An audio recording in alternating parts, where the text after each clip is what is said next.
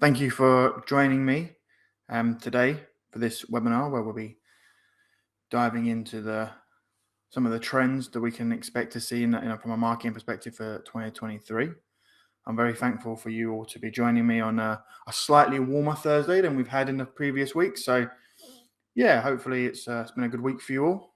And there's a lot more to come in 2023 for you that harbingers success for your business.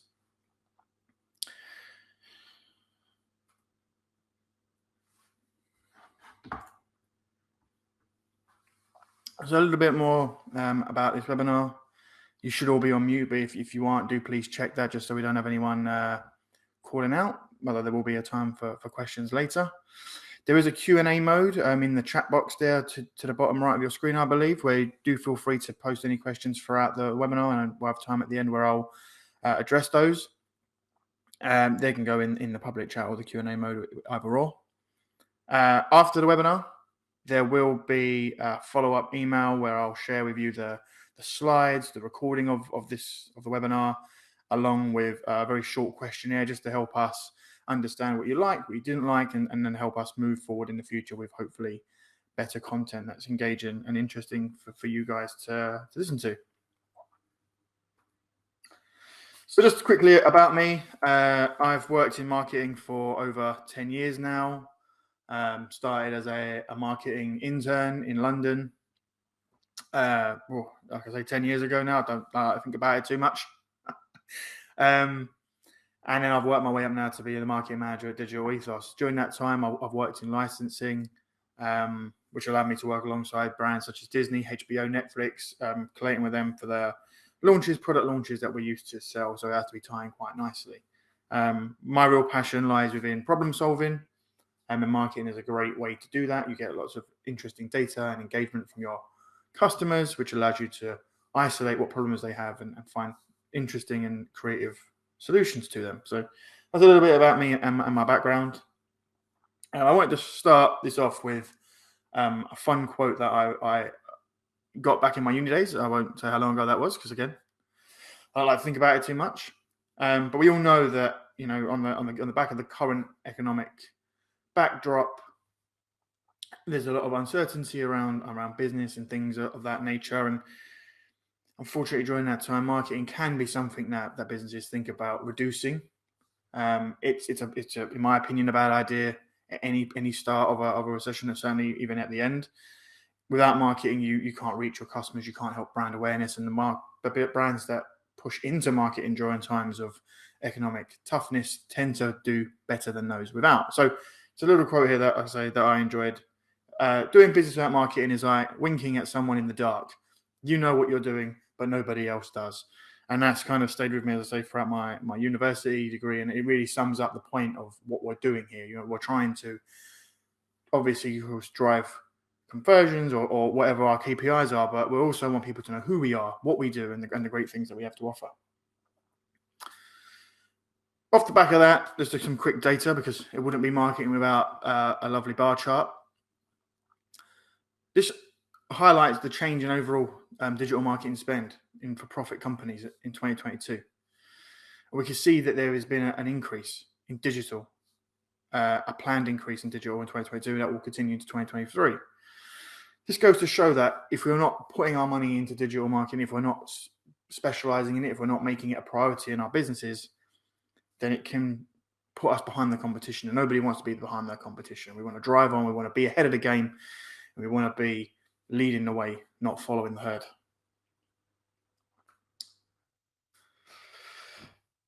So with that said, I'll jump straight into the main bit of the presentation, which is looking at the marketing trends for 2023. Now, there's no doubt, working in the industries that you do, in the professions that you're in, that you have seen quite a lot of these on LinkedIn, on your Twitters, on your TikToks even.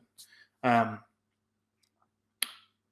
I think it's crucial. I think it's very important that we think about what 2023 holds. We need to get, as I said, ahead of that game now. Think about things we can implement not only in 2023, but 2024 and 2025, because a lot of these trends will continue beyond just this year.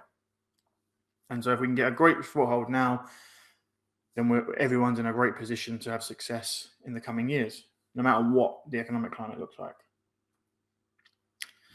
So the first trend I wanted to talk about today is incredible experiences. Now, your customers want a journey that delivers quality from start to finish. Now, this covers everything from initial contact with your business through to visiting your website, checking out, speaking with customer service teams. They want everything to offer a fantastic experience. Now, some of this will be down to, of course, your marketing and how you present yourself and the UX of your website. Some of it will be intrinsically through, as I say, your customer service teams and those speaking to people forward facing. As marketers, I believe we should lead the way in this. We need to be setting the standard for what that experience looks like, and then tracking the data back to see if those experience and expectations are being met, so we can address any issues that may or may not be appearing throughout that process, as I say, from start to finish. Now, that may sound like something that's nice to have, but actually the stats do back up that it's almost critical to do this from a business perspective. So this was a study carried out that highlighted the importance of these incredible experiences. So 63% of people were willing to share more information with a company that offers a great experience. Now, I will talk a little bit in a future slide around the importance of data, but the more data we can gather about our clients, our customers, our people that engage with our websites or our physical shops, the better. As we move away from third-party information, first-party data is going to become critical to success, and the people are more willing to share more information with you if they have a positive experience with you. 32% walk away from a brand that they absolutely love after just one bad experience.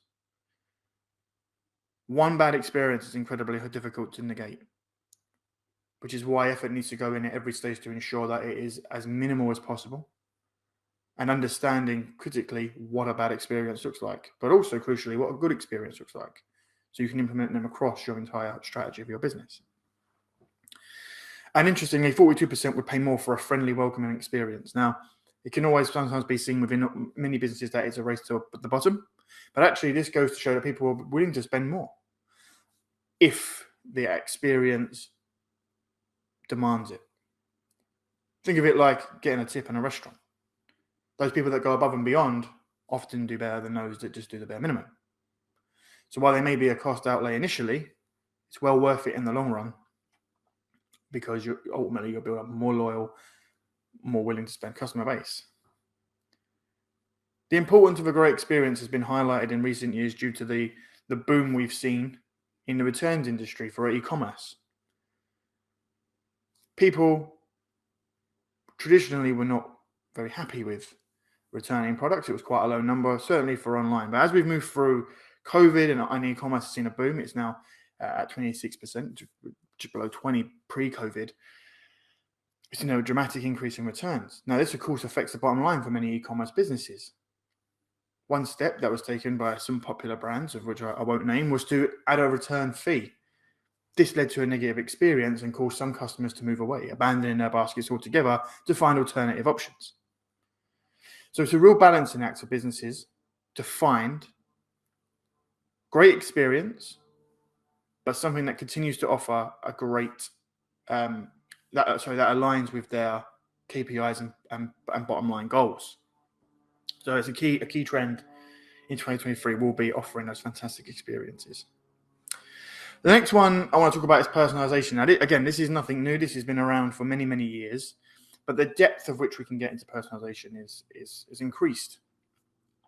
I'm going to share a short video now, if it plays. I played all, but it's from the film many of you hopefully will remember. Is a Minority Report starring Tom Cruise.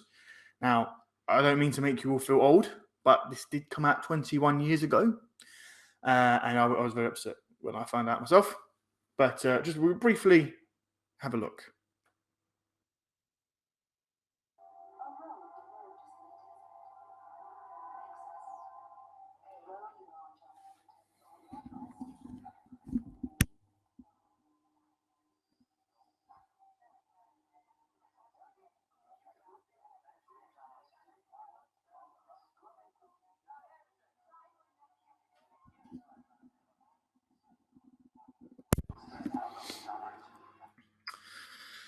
Right. If you could hear it, I was going to say 2002's Minority Report. As John Anderson, as the main character, walks through that airport there. His retinas are being scanned, and all the ads are targeted towards him. He has a Guinness advert shouting at him, "You could use a Guinness right now." It's talking about his stress levels and that perhaps he could use a holiday. So a real, Orwellian George Orwell thinking there about what it could potentially look like in the future of a personalization, and getting right down to nitty-gritty of even being able to measure how stressed you are for holidays. People want a personalized experience. They want to know that you're talking to them and that the things that you're doing are for them and not en masse. It's just the way we've moved towards. The days of that are kind of almost behind us, although not fully. So the more personalized we can get, the better. They want a real connection with you. And if you can forge that, you'll be in a better position for the future. When Coke introduced the names on a bottle, which again was many years ago, they saw an increase in sales for the first time. And it started a wave of other businesses doing very similar things too. Around Christmas, you can often see Cadbury bars that say, "Share a piece with." This personalization should go beyond just someone's name though. Although, it is a good place to start. You can use your data to understand your customers to create personalized experiences. Going back to what I said earlier around incredible experiences, that all starts with making it personable. It could be an email that relates to something that they've purchased or relates to a sector they're interested in. Not just based on what they've bought, but also what they're looking at on your website to get ahead and get them thinking about something possible. I'll show you an example with you here of bad personalization, in my opinion. So this was an email I received after purchasing a Funko mystery box. Now, if you don't know, Funko are the collectible. They're the collectible pop figurines. So Marvel, DC Comics, those little things that people collect. The target market, it's important to mention this, is young adults and very young adults such as myself. We can see here that they've not got my name and they've just put in hello. However, you can see from the positioning and the comma that it was meant to have a name there. So they've not designed this email in such a way that allows for people not to have their first name. So that was the first thing that highlighted that to me. And as I say there, Funko mystery box, very important to highlight that. This was the rest of the email that they gave to me. And we can see here that they're targeting children or people with kids. But this doesn't relate to the product of which was purchased. So it's very important that if you have the data and you understand what people are purchasing, that you take the time to research it, look into it, understand it, dive into it, and think about what connections could realistically be made. This instantly put me off that brand and I will not be using them again. Here we have some good examples. Shutterfly is a really interesting case. They allow you to basically personalize products for gifting purposes. So you can upload your photos to notebooks, posters, mugs, that area. What they'll do when you download their app is you give them permission to read your gallery. And when you're scrolling through their app, they'll actually put your photo on these products, instantly allowing you to see what you're purchasing, personalized to you. So you're instantly more connected to that product. It's a fantastic use of technology and personalization to create a really compelling offer that separates them out from their competition. Privacy is going to be massive in 2023 and 2024. We already saw this trend starting in 2022, 2021 with the changes that Apple has made, but the end of third-party data will make capturing first-party information crucial. If you combine that with the looming GA4, which is coming later this year, there's a lot for businesses to look at when it comes to data in 2023. Now, it may not necessarily fall traditionally within a marketing technique, but increased data security also allows customers to sign up for services, demos, and white papers without worrying about what will happen to their data. This again goes back into those experiences that we talked about there. People want to feel safe when they're on your website. They want to know the data they're giving you is going to be used in a good way. And as more and more people become aware that their data is out there, it's crucial that we set this as a goal from a marketing perspective to ensure data security. So The approach to customer data and privacy will soon be a thing of the past. In 2024, third-party data will be completely phased out. That means that we need to start putting in motion now a data strategy, a way of collecting the data from our first-party sources that, one, is better anyway for us, but sets us up on a fantastic foundation for growth past 23 into 24 and 25 and beyond. We've relied on third-party data for a long time. It is the backbone of a lot of services. We all go on websites now where we get asked if we would happy to accept cookies, if we're willing to have our data captured for marketing purposes, analytic purposes, to improve the advertising that people send. But that time is coming slowly to an end. And this isn't anything new. This has been happening since 2016. The reason it's making waves now, making headlines now, and it's becoming mission critical now is because Google are looking to remove it from Chrome. Previously, when it was on, granted, Safari, a large platform, the urgency wasn't there.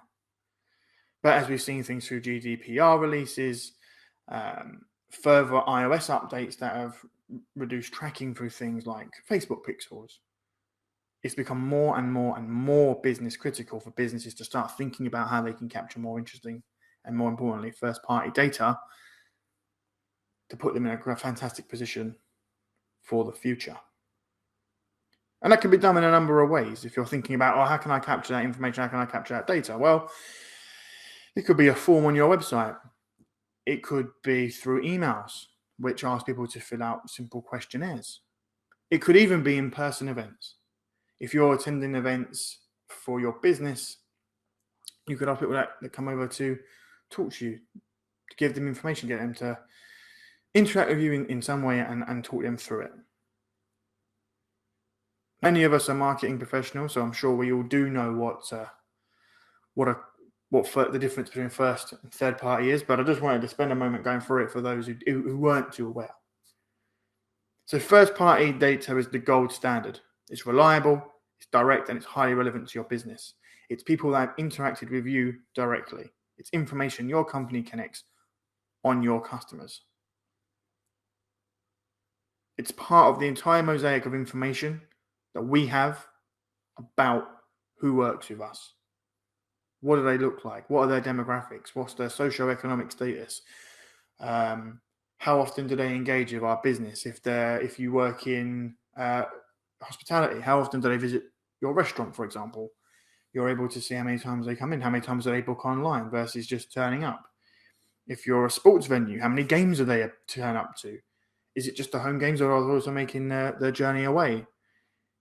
Once you know this information, you can tailor marketing around them. So again, if you're a sports organization and you know that people only turn up to the home games, how can you reach out to them to get them to go to more away games? And you can target that to the ones you know aren't going. So you're not wasting your efforts or frustrating the customers that are making the trip, wherever that may be. Second party data is moving towards third party, but slightly not as bad as third party because it's within your own industry. So it isn't necessarily something you collected yourself from your own business, but it is from a trusted partner. Now, you may see this sometimes where you sign up to certain newsletters where they say, we will share your data with trusted partners. This is second party data. What this does allow is the ability to capture a wider audience and maybe get a better understanding of what's happening more broad, but it isn't as great as first party data. And it does begin to walk the line of compliance issues and things like that. So whilst it's not necessarily coming straight to an end, and if you work within a large organization which has loads of partners within your business, it's still a fantastic source. First party remains the gold standard. And finally, third party there in bronze. It's less relevant, less reliant, and soon to be largely obsolete. Third-party data is what is tracked for your cookies, so other businesses are able to see the journey you've gone on throughout different websites where you visited. It's so part of common life that we don't even think about it anymore. It comes from various sources, and the quality can vary because there's no ownership about it. With all this in mind, the businesses that now establish a strong first-party strategy will be able to pull ahead of their competition. Now is the time to think about that. The risks of inaction are now far higher than the potential challenges to developing a data strategy. The implications alone of losing third party are so far reaching that it would be crazy to not think about what we can do in the future with first party data. As an example, let's think about advertising as we know it, specifically digital advertising and PPC. So with the removal of third party data, we will, in theory, no longer be able to track people's journeys throughout the internet, understand where they're going, where they've been, and create ads that hit them at each point of their journey. So what does this mean for things like remarketing? Will we no longer have journey-based marketing, and will we see a throwback to the advertising of the past where it was crucial to get your message over the line straight off the bat because you weren't sure where they were along the rest of their journey, if they were on your competitors' websites and things of that nature? What else were they looking at? Are you able to tailor your messaging? Now you need to really be on your first party to make something that's really interesting. A little example there from the 1960s from McDonald's, trying to highlight that McDonald's was the place to go to eat out for a family. How would that have looked in modern marketing if we had the ability to do journeys? And how would a modern journey website advertising campaign look now? To achieve truly accessible targeting efficiency, marketers need to shift away from cookie-based tactics towards strategies that leverage a brand's own first-party data. That will be crucial to success. And here are some stats that major competitors such as Google have already taken the initiative to follow this up. And you can see here how customers are relating to that. So 75% are not comfortable making purchases from a brand that has poor personal data ethics. Again, going back to the importance of a fantastic customer experience. The next trend I want to take a look at is forming a deeper connection. Now, customers, I'm sure, whatever industry you're in, will be, of course, to an extent, price sensitive. They want to know they're getting value for the money they're spending, especially now more than ever. But they also want to know that they are aligning themselves with a brand that connects with them on a deeper level, that their views and opinions align with the views and opinions of the business they're purchasing from. Over the last 12 months, certain brand values have become more important when deciding who to shop with. These are areas such as sustainability, workers' rights, specifically within the restaurant industry, or if we're in fashion. People want to know that the people that are making those clothes are treated fairly, paid a fair wage. Now, this may be more prevalent in some industries than others, but it goes without saying that every business can benefit from forming a deeper connection with their customers. Sustainability is one of the leading factors for this. It's in the press a lot. It's in the news a lot. The global crises of the environment is ever prevalent, and we're seeing more from things like the G20 summits and things of those nature. And so that is the area that a lot of businesses have gone down, and it's a fantastic start. The important thing when making this connection is that it's honest and true to your brand. It needs to run throughout everything you do. You need to truly believe it. If you don't believe it as a business, your clients and customers will know, and that can be detrimental to the connection you're trying to build.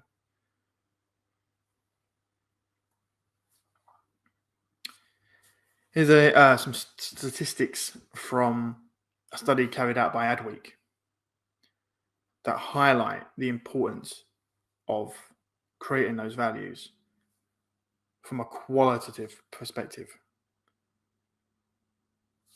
55% of customers were willing to make a purchase, or more likely to purchase from a company that shared their values. 55% were willing. to choose one business over another based solely on the fact that they aligned on values. Again, 53% would pay more for products that supported their values. That's a huge number and aligns again with that fantastic experience. So it doesn't have to necessarily be a race to the bottom. Standing and believing in something can actually have a positive impact on your bottom line. 78% of consumers said they made a purchase decision based on values. Moving beyond product spec and price and looking deeper within a business to understand what it is they stand for and what it is they're doing with the business. I think things like this are being echoed throughout the UK, certainly, when you look at areas such as moving away from normal business and marketing for a second, but if we look at things like the strikes. Now, whether or not you personally agree or disagree with it, a lot of people are aligning with them because they begin to think about themselves and the beliefs they have for things like wages versus profit, or where we are as an entity moving forward. Now, I'm not going to bring up politics into it, but the idea that people are aligning with what they believe in versus what they need to pay and things like that is now running beyond just business, and it's actually becoming something really strong within us. So it's a crucial to business to try and find a way to connect with their customers. And that goes back through personalization, fantastic experiences, and the utilization of first-party data all comes together. And you'll find as we move along, most of these trends all link back together and ultimately all come back to the consumer to offer them something unique and fundamentally you.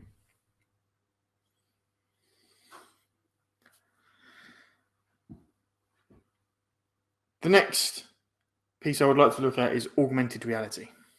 Now, from a digital marketing perspective, this has been fantastic for SEO. User engagement is now a huge part of what modern SEO will look like. Gone are the days of just keyword stuffing and hoping for the best. Google now looks at people engaging with your website, clicking, staying, watching, listening, and being involved. Through the use of augmented reality, you're able to bring people directly from an app straight into your website, which, thanks to GA4, is now linked together in the success of your websites. This can really help boost your organic presence in a time where third-party cookies could make tracking data for other ways tougher until you've established a fantastic data plan, of course. So what's a few examples of augmented reality? Well, AR product demonstrations are a fantastic thing to look at first. They allow potential customers to view and interact with a virtual representation of your product. They allow customers to decide if a product is right for them before they visit the website or store. This could be a solution to the returns problem we mentioned earlier. In store, we find that most people don't return products because they're able to physically look at it and be involved and see things that they like and don't like. Augmented reality could provide a solution to that. It also allows you to see things, as the example here, how things will fit. Businesses such as IKEA already do this. You're able to see your furniture in your own home to see if it aligns with your decorations and how it will fit the space. It's a fantastic way to offer an incredible experience to your business. Scannable codes. Now, this was pioneered by Amazon in their supermarkets. There are some in the UK now where you walk in, you scan a QR code, it connects to your Amazon account, you go through, pick up what you want, and you just walk out the door. No need to scan anything, no need to place any barriers to any purchasing or delay any times or any queues. You just simply walk in, scan, connect to your account and leave. Fantastic experience. Honestly, if you haven't been to one, I highly recommend them. It's a surreal experience to just walk out without paying for something. But it is incredible, again, to be able to see. And you're able to track back through your Amazon account and see all the things that you probably shouldn't have purchased. Image-based search. Now, this one is very interesting. So I'm sure a lot of you are aware at the moment you're able to hold down on an image and actually click search Google for this image, and it will go through and it will try and find exact matches for you for their shopping feed. So if you see an image of a coat that you really like, you're able to hold down, search through that, and find it through shopping channels and find out where to be able to purchase it. This API is able to be integrated into many websites. As it says there, API integration with Google allows users to photo a product with their phone and then search our site for that product. This is particularly popular within fashion, but it could also be used across a number of different industries, particularly commerce. And this may all sound really futuristic, but it's happening right in front of us now. So as augmented reality and virtual reality continues to blossom and bloom and grow, again, businesses that start thinking ahead now and begin to believe of ways and see and explore ways they can integrate these materials into their everyday marketing could really open incredible doors. And that technology is forever improving. And as we move towards things like the metaverse, and Mark Zuckerberg continues on his forefront of thought that only he understands, it's only going to get bigger, it's only going to become more prevalent. It would be remiss of me as a marketer, given the absolute hubbub around it, to not mention artificial intelligence. Now, is it the rise of machines? Is it the end of days as we know it? Are the Terminators coming for us all? And is Skynet ready to take over the world? Well, not quite yet. I believe it's certainly a fantastic tool that can help us with a lot of tasks and make us all a lot more efficient. But it is, at this point in time, just a tool like any other that if we can utilize it and put us in a fantastic position to really boost productivity and efficiency. When you're looking at AI, there are core areas of which a lot of things are made up of. So vision, so Google Glass, for example, that image-based search we use there uses AI to find and scan the internet to find those products. Speech, things like Amazon, Alexa, and Google Home use speech to track what you're saying and then go off and find you things. Perfect for conversational commerce, which is ever growing now as more and more people have these in their homes. Expert systems, things that can help, that are built specifically for a certain program, planning and scheduling. So how many times do we all have to, talk to Alexa and say, hey, book me a meeting, or please put this in my calendar, and it'll do it for you. Robotics, self-explanatory, and natural language processing is the way more and more AI is sounding more and more human. The ability to create videos just from a script and have it sound like someone is speaking to you. The importance of all this together is that even though now our LinkedIns and our Twitter are filled with amazing demonstrations, AI has been around for quite some time. Netflix is a perfect example of an expert system. You may also enjoy watching recommendations for you. AI is doing that heavy lifting for this business to understand your viewing habits, what programs you like. That's why, I don't know if you noticed, but sometimes when you click on something, it will say 78% for your score. We believe you will enjoy it this much. Google Maps, planning, scheduling, optimization. While it may use GPS to tell you where you are in the world, it's AI that's constantly analyzing traffic, the fastest route. Now they've also introduced the best route that will be eco-friendly to help you save on fuel and petrol prices. So this AI has been around us for quite some time. But of course, what we really are excited by is the work being done by OpenAI. Forefront to that in recent times has, of course, been ChatGPT, the evolution of the chatbot, which seems to have no bounds, able to converse with you as if it was a real person. answer difficult questions, provide us with infinite numbers of questions, email subjects, and many, many more things to help a marketer's job more streamlined. Another tool from OpenAI, which I believe will get more and more views as we move on, is DALL-E. DALL-E is an image-based AI which allows you to put suggestions in, and it create incredible images. Here we can see a bowl of soup that is a portal to another dimension as digital art, and it is produced the below. What's fascinating is to understand the different variations that it comes out with and the different interpretations it takes to give you as many options as possible. Now, does this replace the requirement to have a fantastic digital design team behind you and a creative mind? Absolutely not. Because some ideas are too big for AI right now. Sometimes you need little tweaks. You have nuanced thoughts about what needs to be done. Can it help produce ideas that can help shape that creative thought, though? Absolutely. No different than ChatGPT isn't replacing the great work that creative writers do. Because ultimately, humans want to read from humans. Maybe one day we'll be in the realm of the Terminator, but that's not now. However, it can help certainly boost efficiencies. So if you're lucky enough to get through to GPT, give it a go. Have it write some subject lines for you. Utilize your first-party data to understand what customers you want to target, what they care about, to write really interesting subject lines, and A/B test them and see how it can help boost those efficiencies. AI is only going to get better as time goes on, and it's fascinating to see that we've entered this realm in January of 23.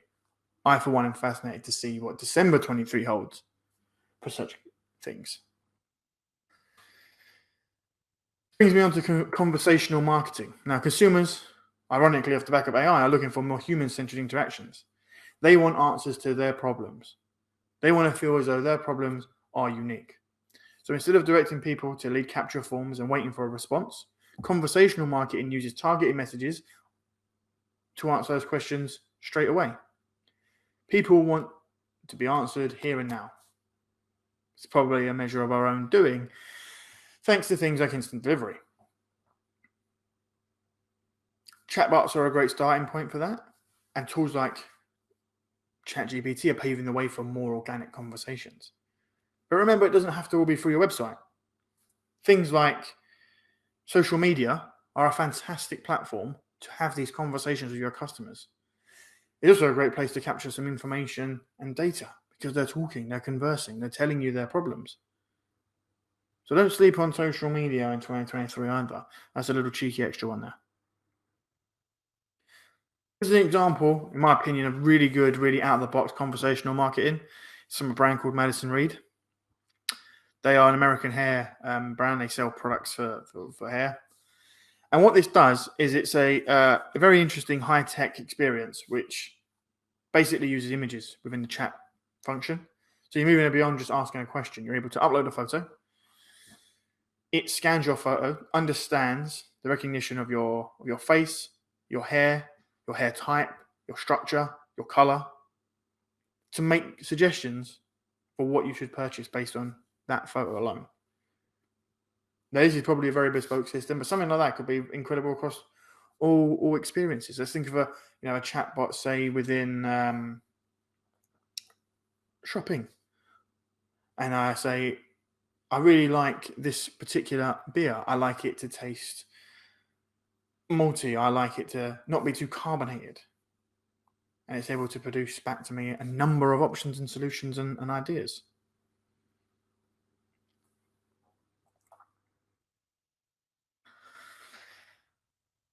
The next trend I'd like to briefly touch on is voice search. Now, we mentioned this earlier within the AI section, but voice search from an SEO perspective is only going to continue to grow. As we state here, 333 million homes have smart speakers like Alexa, Google, and Cortana, although I would imagine that's more towards the lower end of the numbers.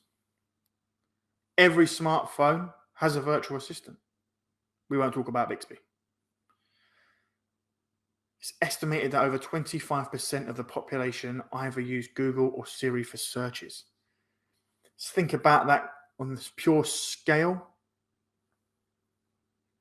for SEO and what that means. As I mentioned, back to the AI, this is natural language, speech, expectations, and planning and scheduling. 4 of the big AI cores. So voice search is AI in all of our homes. The future is here, everybody. Exciting.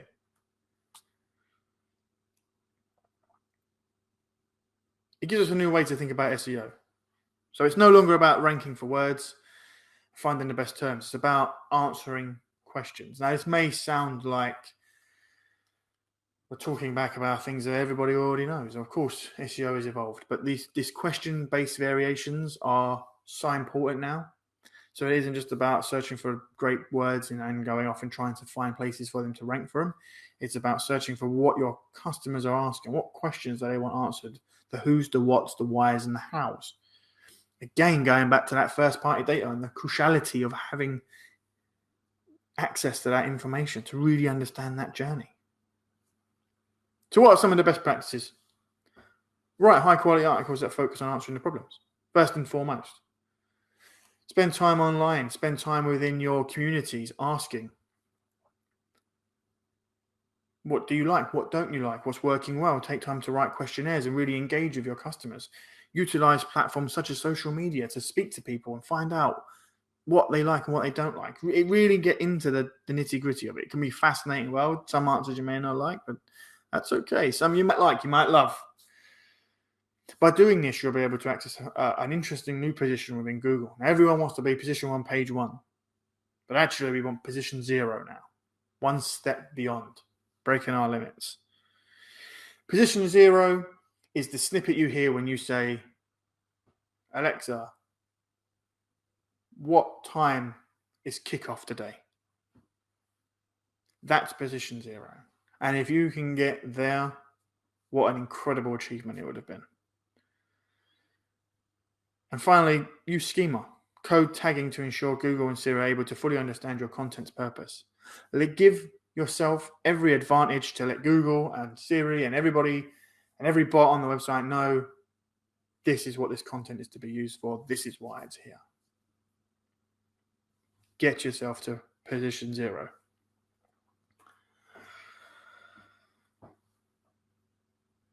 There's not much more, I promise. I've talked for quite some time, but hopefully you found this engaging and interesting so far. So the growth of short content. This specifically talks around YouTube Shorts. YouTube is the second largest search engine behind its big brother Google, and it's short to getting around 30 billion views per day. Within that short video content idea, you also have Instagram Reels. You also have TikTok, of which I am obsessed. It takes up so much of my time. I wouldn't bear to look at any form of stat. It would be upsetting. But what does this mean? How can we use short form content from a business perspective? So utilizing it allows you to build brand identity and drive users to your website. It allows you to take potentially very difficult or hard-hitting subjects and break them down into individual parts and sections. There's so much that can be done with short-form video content, and it isn't going anywhere, and it is part of how people want to consume their content now, as shown by the growth of things like TikTok and YouTube Shorts. Again, it ties into those experiences and understanding your data and what people want. Product showcases. Help drive awareness of the product and increase conversion and sales. Box opening videos have been popular for many years. People love the suspense of seeing a box being opened. You combine that with demonstrating some of your new products and how they work, or a fantastic combination.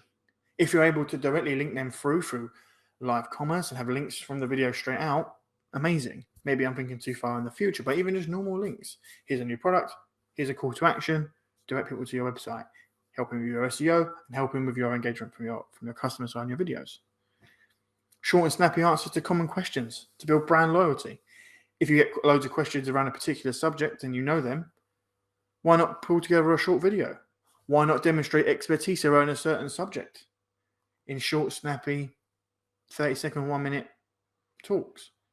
Establish yourself as a leader in the space.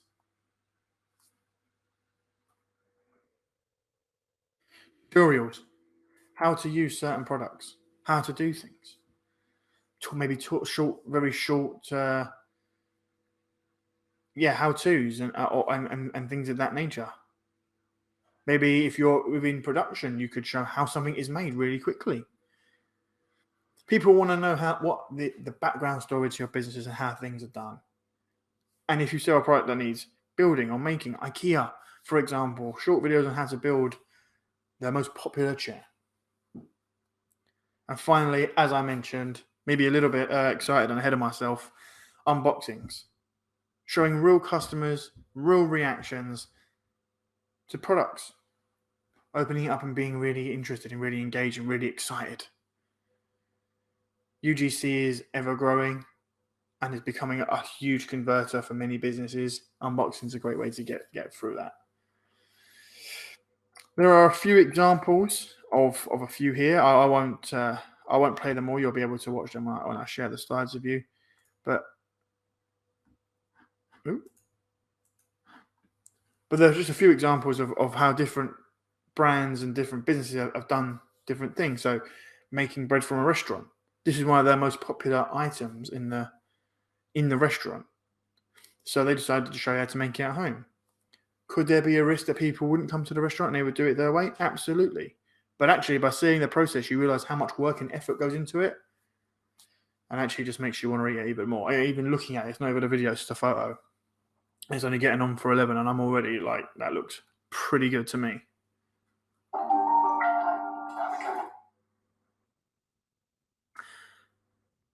That brings me to the end of what I believe to be some of the most critical trends for 2023. And to summarize them all, they all come back down to your customers. They all come back down to connecting with them on a level that allows you to be the go-to brand or business or service provider based on them. If you take nothing else away from this webinar, take away, offer your customers, clients, whoever, a fantastic experience, get to know them and understand them, and you'll be on a fantastic foundation for 2033 and beyond. I also take a quick moment now to explain who we are and what we do. So I'm the market manager for Digital Ethos. We're a full-service digital marketing agency based in Leicester. We were recently acquired by Cadastra, the largest independent digital agency in South America. We are able to offer a wide range of digital marketing solutions across SEO, PPC, social, paid social, digital PR, web development, design, graphic design, strategy. If your business needs support in any area within digital marketing or indeed traditional marketing, we would be more than happy to have a conversation just to see where support could happen.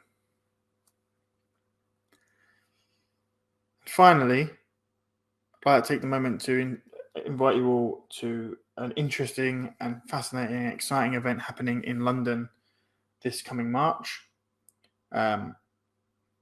The event is being hosted by Cadastra at the Samsung KX building in King's Cross. It's a fascinating and interesting and inspiring place where we'll be exploring the future of commerce. We have speakers from brands such as Reckitt, Google, and more talking about what the future holds in this ever-changing and ever-diverse space. I will include more information in the follow-up emails, but if you're interested, tickets are free. I think it'll be a fantastic and interesting day for everyone. So do please consider coming along. And that is the end of the presentation. If there are any questions, do feel free to ask them, and I will do my best to answer. I can see comment. Thank you, Brett. So I hope you took something away from that. Mandy, manufacturing will be fantastic for unboxing. If you can share some of those products out with people you're sending to your main, obviously your customers, assuming you're in a B2B space, but also try and connect on a B2C level. Try and get your customers that are sending them out to create videos that you can use to put forward that excitement. There's always great opportunities there, and maybe collaborations, as I say, with your customers can help build strength and relationships there. That would be amazing, fantastic. Thank you to Harmesh. I hope you enjoyed it. Hope you found it interesting and a lot to take from it.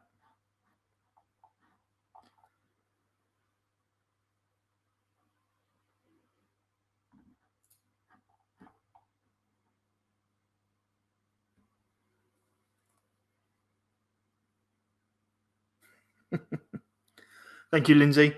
Thank you very much.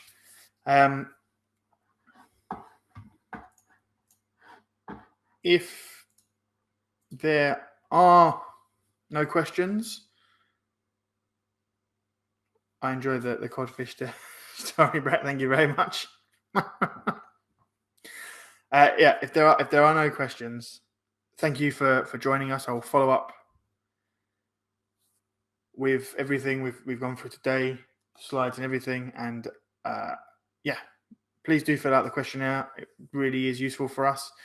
I wish you a fantastic rest of your day, and hopefully we'll see you for our next webinar, which will dive more deeply into first-party data analytics and how to use it to ensure a strong bottom line. Have a fantastic rest of your day, and we'll hopefully speak very soon.